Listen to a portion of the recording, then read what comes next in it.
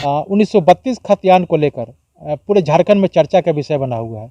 आप क्या सोचते हैं, लागू होना चाहिए कि नहीं होना चाहिए? देखिए, पहले बिहार में था और बिहार से झारखंड अलग के लिए शिबू सोरेन जो माननीय गुरुजी हैं, शिबू सोरेन के अगुवाई में ये पूरे झारखंड का जो गरीब से लेकर अमीर से लेकर हर परिवार अलग झारखंड के लिए लड़ाई किया है। गांव घर का माँ बहन पीठ में बच्चा बांध के लड़ाई किया है और काफ़ी मेहनत के बाद में हम लोगों को झारखंड अलग मिला है। लेकिन 2000 में हम लोग को झारखंड मिला और हम लोग का सोच था कि झारखंड बनेगा तो हरियाणा जैसा यहाँ पर बनेगा, क्योंकि खनिज संपदा से लेकर हर चीज़ यहाँ भरपूर है। लेकिन वैसा यहाँ पर नहीं दिख रहा है। यहाँ पर 22 साल होने जा रहा है, लेकिन यहाँ विकास का ऐसे नहीं दिख रहा है। ये और यहाँ का लोगों का कहना है, झारखंड वासियों का कहना और मेरा खुद कहना है कि 1932 का खतियान लागू होना चाहिए, ताकि यहाँ का जो मूल निवासी है उन लोगों को रोजगार मिले, नौकरी मिले। और नहीं, अगर नहीं मिलता है तो इन लोग को हमेशा लड़ाई तो जारी रहेगा। जब तक नहीं मिलेगा तब तक ये जारी रहेगा। यहाँ पे कई सरकार आई, बीजेपी की सरकार आई, जेएमएम की सरकार भी रही, जो आप गुरुजी कह रहे हैं शिबू सोरेन जी हैं, उनकी भी सरकार आई और हेमंत सरकार की भी सरकार है। लेकिन इन्होंने वादा किया था कि जैसे ही हम आप जिताने का काम करेंगे हम लोग 1932 खतियान को लागू करेंगे। 2.5 साल से ऊपर हो गया, अभी तक लागू नहीं हुआ। देखिए, इसमें 19 में जो विधानसभा का चुनाव हुआ और माननीय हेमंत सोरेन का सरकार बना, लेकिन इसको कुछ दिन भी नहीं हुआ था और 1 साल ऐसे इन लोग कोरोना काल में जो बीत गया। और कोरोना काल में यहाँ का जो मजदूर लोग बाहर जा के जो फंस गया था उसको लाने में, यहाँ से माने कि वहाँ से यहाँ तक पहुँचाने में ऐसे उन लोग का टाइम बीत गया। अब इधर जो टाइम मिला है, अगर जो वादा वास्तव में किए हैं कि नहीं हम अगर मुख्यमंत्री बनेंगे तो 1932 का खतियान लागू करेंगे, ये बोले हैं, उसको वादा होना चाहिए और वादा पूरा होना चाहिए। हम लोग तो ही मांग करेंगे कि जो वादा किए हैं वो होना चाहिए। यह नियोजन नीति, विस्थापन नीति, उद्योग नीति ये लागू होना चाहिए, ताकि यहाँ का जो बेरोजगार हैं उन लोग को रोजगार मिले। हाँ, मिले। नमस्कार, मैं हूँ संजीव कुमार और आप देख रहे हैं वेब समाचार। पूरे झारखंड में पंचायत चुनाव को लेकर सरगर्मी तेज हो चुकी है। जितने भी मुखिया या भावी मुखिया प्रत्याशी हैं उनके द्वारा क्या कुछ मैनिफेस्टो जारी किया गया है, यानी क्या कुछ चुनावी वादे हैं, तमाम मुद्दों पर बात करेंगे। लेकिन इससे पहले आपको बता दें कि पूरे झारखंड में 4 चरणों में चुनाव होना है। कल यानी 14 मई को पहले फेज यानी प्रथम चरण का चुनाव होगा। इसके बाद 19 मई को दूसरे चरण का होगा। 24 और 27 मई को अंतिम जो है चरण का चुनाव होना है। बहरहाल आपको बता दें कि जहाँ पे हम आए हुए हैं यहाँ पे दूसरे चरण में चुनाव होगा, यानी रांची जिला के बेरो प्रखंड में आए हुए हैं और पंचायत का नाम है नेहालू कपड़िया। तो यहाँ के जो अभी वर्तमान मुखिया हैं या यूँ कहें कि पूर्व मुखिया हैं बसंती कुमारी, उनके कार्यकाल से यहाँ के लोगों का क्या रुझान है वो तो सर्वे रिपोर्ट में पता चल गया है। लेकिन अभी हम आए हुए हैं, भावी मुखिया प्रत्याशी हैं महतो भगत जी हैं और इनके बारे में मैं बता दूं कि इससे पूर्व प्रमुख के रूप में भी काम कर चुके हैं। इसके अलावा वार्ड सदस्य भी रह चुके हैं और प्रधान भी रह चुके हैं। तो इनको जो है सामाजिक काम करने में कई ऐसे उपलब्धियां हासिल हैं जो बेहतर आप समाज के लिए काम कर चुके हैं। तो इनसे जानते हैं कि अगर आप मुखिया के लिए फाइट कर रहे हैं, अगर मुखिया बनते हैं तो इस पंचायत के डेवलपमेंट के लिए क्या कुछ काम करेंगे। इसके अलावा आप जो है फील्ड में जा रहे हैं, लोगों से रूबरू हो रहे हैं, मिल रहे हैं, तो क्या कुछ लोगों का शिकायत है और इसके अलावा क्या कुछ लोगों का डिमांड है। और इसके अलावा मैं ये भी जानने का कोशिश करूँगा कि अगर ये मुखिया बनते हैं तो केंद्र सरकार और राज्य सरकार की योजनाओं के अलावा अलग से आप क्या कुछ डेवलपमेंट यानी विकास का काम करेंगे। किसानों के लिए, युवाओं के लिए, महिलाओं के लिए शिक्षा, स्वास्थ्य, रोजगार, इस पंचायत का चहुमुखी विकास करने के लिए क्या कुछ आपका मैनिफेस्टो यानी योजना है। इसके अलावा अंत में ये सवाल किया जाएगा कि पूरे झारखंड में 1932 खतियान को लेकर बहुत ज़ोरों से चर्चा का विषय बना हुआ है। कई लोगों का कहना है कि लागू होना चाहिए, कई लोगों ने कहा कि लागू नहीं होना चाहिए, कई लोग कहते हैं कि इसमें संशोधन होना चाहिए। तो इनसे जानते हैं कि इनके द्वारा क्या कुछ फीडबैक है, तमाम मुद्दों पे बात करते हैं। पहले तो आपको वेब समाचार में बहुत बहुत स्वागत है। स्वागत है। अच्छा, ये बताइए कि चूँकि इससे पहले प्रमुख भी रह चुके हैं और प्रधान भी रह चुके हैं। तो ये बताइए कि आप मुखिया के लिए फाइट कर रहे हैं, लोगों के बीच जा रहे हैं, तो क्या कुछ समस्या सुनने के लिए आपको मिल रहा है? देखिए, हम मुखिया प्रत्याशी हैं और पंचायत का हर एक टोला में हम घूम रहे हैं और इससे पहले भी हम बहुत घूम चुके हैं, लेकिन अभी वर्तमान में हम घूम रहे हैं। तो 10 साल के अंदर में जो जितना विकास होना था और जो पूर्व में मुखिया सनकाऊ राव जी भी थे, बसंती जी भी थी, लेकिन यहाँ 10 साल के अंदर में कोई विकास का काम नहीं हुआ। और जो गांव में घूम रहे हैं या जा रहे हैं तो वहाँ से सवाल पूछा जा रहा है कि यदि 10 साल में काम नहीं हुआ और आप अगर मुखिया आपको हम लोग जिताते हैं तो क्या करेंगे। तो ये सवाल आ रहा है। हम यही कह रहे हैं कि जो भी गांव का समस्या है उसको समाधान जरूर करेंगे और साथ में हम शिक्षा पर भी ध्यान विशेष देते हैं, क्योंकि ग्राम शिक्षा समिति का अध्यक्ष भी हम रह चुके हैं और शिक्षा पर हम यहाँ पर विशेष ध्यान देना चाहते हैं, क्योंकि यहाँ पर सरकारी स्कूल है और सरकारी स्कूल में जो अच्छी तरह से यहाँ पढ़ाई लिखाई नहीं होता है। और हमारा प्रयास पहले से रहा है कि हमारा पंचायत में एक शिक्षक भी हैं तो वो समय से आए, बच्चों को अच्छा से शिक्षा दे और यहाँ का विकास करे। इस तरह से हम प्रयास कर रहे हैं। और ये पंचायत में जितना भी नवयुवक संघ है, ये जो खिलाड़ीगण हैं, उन लोग को हम पहले से या 5 साल के अंदर में खेल के संबंध में प्रोत्साहन देने के लिए हम खेल संबंधी ड्रेस से लेकर माने जर्सी से ये बैट बॉल, फुटबॉल हमेशा हम हर साल देते आ रहे हैं और हम देने का काम कर रहे हैं। और हम यही चाहेंगे कि अगर हम मुखिया बनेंगे तो खेल में हम खेल को यहाँ पर नेहालू पंचायत में आगे बढ़ाएंगे। साथ में जो शिक्षा का क्षेत्र है उसमें हम आगे बढ़ाएंगे और जो किसान भाई है उन लोग को उन्नत किस्म के खेती करने का हम यहाँ पर ट्रेनिंग कराएंगे। यहाँ पर जो वैज्ञानिक लोग हैं यहाँ पर बुलाएंगे या तो यहाँ से रांची ले जाएंगे और उन लोगों को हम प्रशिक्षण देंगे ताकि यहाँ का किसान अच्छा से अच्छा फसल उपज कर सके। आपके पंचायत में किसान भवन है कि नहीं? हमारा पंचायत में किसान भवन नहीं है।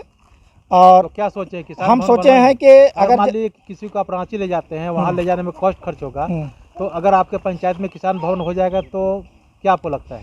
तो हमको तो अभी हमारा सोच है कि वर्तमान में जो सचिवालय है वो बड़ा भवन है, वहाँ पंचायत सचिवालय, वहाँ किसानों को ट्रेनिंग दिया जाएगा और आगे आने के बाद में उसके लिए अलग से भवन बनाने का हम सोच रहे हैं और काम करेंगे। अच्छा, बहुत सारे जैसे हमारे सामने कई युवा वर्ग हैं और रोजगार के तलाश में भटक रहे हैं, ग्रेजुएशन कर चुके हैं लेकिन रोजगार नहीं मिल पा रहा है। तो रोजगार के लिए क्या कुछ सोचे हुए? कौशल विकास योजना के द्वारा प्रशिक्षण प्राप्त किया जाता है, तो क्या आपके पंचायत में कौशल विकास योजना का प्रशिक्षण केंद्र है? अगर नहीं है तो क्या कुछ सोचे हैं इस तरह का योजना के बारे में? कौशल विकास केंद्र हमारा नेहालू पंचायत में नहीं है और यहाँ का जो युवा लोग है उन लोग को ट्रेनिंग के लिए आप दाला दिल्ली भी भेजे हैं, कितना यहाँ पर ट्रेनिंग भी किया है और ट्रेनिंग करके बाहर में जाके अपना रोजगार भी कर रहा है, काम भी कर रहा है। हाँ, और आगे हम प्रयास करेंगे कि ट्रेनिंग सेंटर जो किसान भवन जो बात किए और उसी में हम लोग यहीं पर गाँव में ट्रेनिंग कराएंगे। और जो जैसा शिक्षा है, मैट्रिक है, अगर कोई ITI करना चाहे तो उसके लिए व्यवस्था किया जाएगा, करने का हम प्रयास करेंगे। और जो नॉन मैट्रिक है जो और उससे भी अगर लेबर ग्रेड है तो कुछ ना कुछ उन लोग को प्रशिक्षण का देने का प्रयास करेंगे ताकि उसको आगे कुछ रोजगार मिल जाए। महिलाओं के लिए आपने क्या सोचा है? महिलाओं का यहाँ सबसे पहले तो महिला मंडल या स्वयं सहायता समूह हर पंचायत में बना हुआ है, हर गाँव में 5-6 ग्रुप बना हुआ है और ग्रुप द्वारा बैंक द्वारा वहाँ पर सबसे फर्स्ट में 50,000 का लोन दिया गया और उसको बढ़िया से मैंने अपना बिजनेस बढ़ाते हुए पैसा रिटर्न किया तो ₹1,00,000 और ₹2,00,000 और 5 लाख तक भी देने का प्रावधान है। और यहाँ हम लोग प्रयास कर रहे हैं कि जितना महिला है अपना स्वयं कमाएं और स्वयं आगे बढ़े। इसके लिए बिजनेस का बात है, जो वहाँ अधिक से अधिक हाड़ी दारू जो बेचता है वो हाड़ी दारू को कुछ कम करके उनको लोग को स्वरोजगार का हम लोग प्रयास करेंगे, मुहैया कराने का प्रयास करेंगे। मेरा सवाल यही था कि इस पंचायत की सबसे बड़ी समस्या क्या है जो चाह करके भी समाप्त नहीं कर सकते हैं, लेकिन जो आपने कहा कि हड़िया दारू का जो सिस्टम चल रहा है उसको कम किया जाएगा। अचानक से बंद करने पर दिक्कत हो जाता है, लेकिन उसको है सिस्टमेटिक ढंग से उसको इसके बदले में कोई दूसरा रोजगार करे तो इसके बाद ही कुछ हो सकता है। अच्छा, ये बताइए कि इस पंचायत को मॉडर्न बनाने के लिए क्या कुछ सोचे आप? देखिए, मॉडल पंचायत बनाने के लिए यहाँ का जितना युवा है या तो बालक बालिका है, शिक्षित भी कराना पड़ेगा। और यहाँ का जो किसान है, जो सरकारी स्कूल में है, यहाँ तक केवल बच्चे केवल खाने पीने के लिए जाते हैं, टीचर जो हैं अटेंडेंस बना देते हैं, वो मस्त रहते हैं, बच्चे खेलने कूद में रहते हैं। तो क्वालिटी एजुकेशन के लिए आपकी योजना है? पहला बात तो ये है कि सरकारी जितना भी विद्यालय है 1 से 5 क्लास है, उसमें मात्र 1 टीचर है। और 1 टीचर है तो उसको सप्ताह में 2 दिन अपना कार्यालय ब्लॉक जाना पड़ता है। और हकीकत बात है कि टीचर का अभाव के कारण बच्चों का सही माने शिक्षा नहीं मिल पा रहा है। और इसके हम आगे अगर प्रयास करेंगे, सरकार से भी कहेंगे कि जितना भी अगर प्राथमिक विद्यालय है तो कम से कम 3 टीचर होना चाहिए, मध्य विद्यालय है तो कम से कम 10 टीचर होना चाहिए। ये हम लोग आगे प्रयास करेंगे।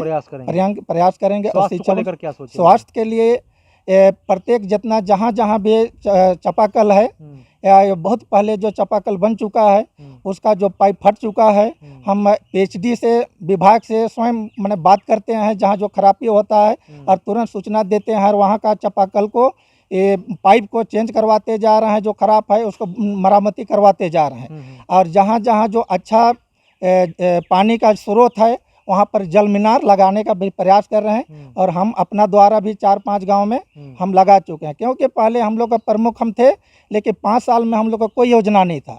जो जैसे लॉकडाउन हुआ, कोरोना काल में लॉकडाउन हुआ तो हम लोग को बढ़ाया 1 साल 1.5 साल हुआ। और उस बीच में लास्ट में हम लोग को योजना मिला, मद मिला।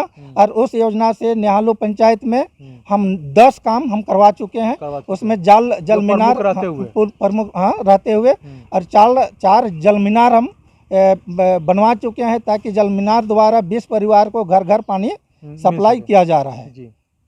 तो आपने सुना कि जिस तरह से इनका कहना है कि जो प्रमुख रूप में जो काम किया है वो बहुत ही सराहनीय और बेहतर काम है। और अगर मैं मुखिया बनता हूँ तो जिस तरह से प्रखंड स्तर पे डेवलपमेंट करने का मैंने जो काम किया है, अगर मैं मुखिया बन जाऊँगा तो हर स्तर पे पंचायत को डेवलपमेंट यानी विकास करने का काम करेंगे, ताकि वो किसान का मामला हो, युवाओं का मामला हो, शिक्षा हो, स्वास्थ्य हो, या इस पंचायत को मॉडर्न बनाने का हो, तो हर स्तर पे इनके द्वारा कार्य किया जाएगा, ताकि इस पंचायत का चहुमुखी विकास हो सके। और इस पंचायत की डेवलपमेंट की गूंज इस प्रखंड तक सीमित न रह करके, पंचायत तक सीमित न रह करके, इसकी गूंज जो है जिला, राज्य और देश तक सुनाई दे, ताकि ये लगे कि महतो भगत जी हैं, ये मुखिया बने और इस पंचायत का डेवलपमेंट करने का काम किए। अंतिम सवाल आपसे ये है कि 1932 खतियान को लेकर पूरे झारखंड में चर्चा का विषय बना हुआ है। आप क्या सोचते हैं, लागू होना चाहिए कि नहीं होना चाहिए? देखिए, पहले बिहार में था और बिहार से झारखंड अलग के लिए शिबू सोरेन जो माननीय गुरुजी हैं, शिबू सोरेन के अगुवाई में ये पूरे झारखंड का जो गरीब से लेकर अमीर से लेकर हर परिवार अलग झारखंड के लिए लड़ाई किया है।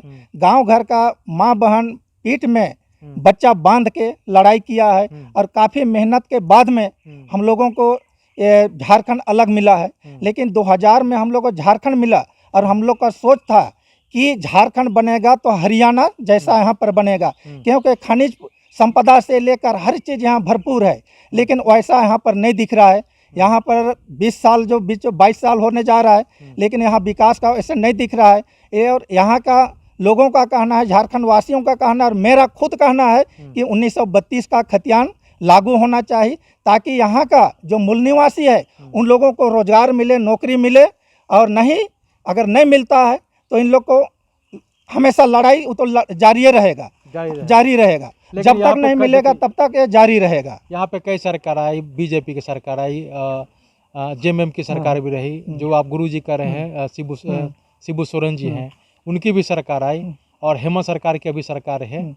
लेकिन इन्होंने वादा किया था कि जैसे ही हम आप जिताने का काम करेंगे, हम लोग 1932 खतियान को लागू करेंगे। 2.5 साल से ऊपर हो गया, अभी तक लागू नहीं हुआ।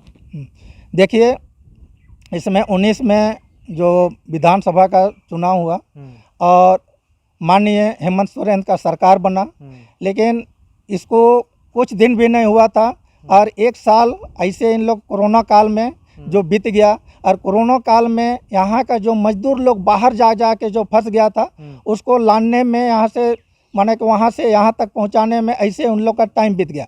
अब इधर जो टाइम मिला है, अगर जो वादा वास्तव में किए हैं कि नहीं हम अगर मुख्यमंत्री बनेंगे तो 1932 का खतियान लागू करेंगे, ये बोले हैं, उसको वादा होना चाहिए और वादा पूरा होना चाहिए। हम लोग तो ही मांग करेंगे कि जो वादा किए हैं वो होना चाहिए। यहाँ नियोजन नीति, विस्थापन नीति, उद्योग नीति ये लागू होना चाहिए ताकि यहाँ का जो बेरोजगार हैं उन लोग को रोजगार मिले। हाँ मिले। तो आपने सुना कि 1932 खतियान को लेकर इनका कहना है कि अगर मुखिया बनते हैं तो इस कानून को हर स्तर पर लागू करना होगा, ताकि यहाँ की जो स्थानीय नीति है लागू होगा तो सरकारी नौकरी में इन लोगों को प्राथमिकता दिया जाएगा। बहरहाल आप चलते हैं दूसरे पंचायत में, वहाँ के भी मुखिया या भावी मुखिया प्रत्याशी हैं, तो उनसे भी जानते हैं कि उनके द्वारा क्या कुछ मैनिफेस्टो बनाया गया है। तमाम मुद्दों पर उनसे बात करते हैं। आपने वेब समाचार में समय दिया, इसके लिए बहुत बहुत धन्यवाद। धन्यवाद। अगर आपने हमारे चैनल को अब तक सब्सक्राइब नहीं किया है तो सब्सक्राइब कर ले, बेल आइकन भी दबाएं ताकि हर छोटी बड़ी खबरों से रूबरू हो सके।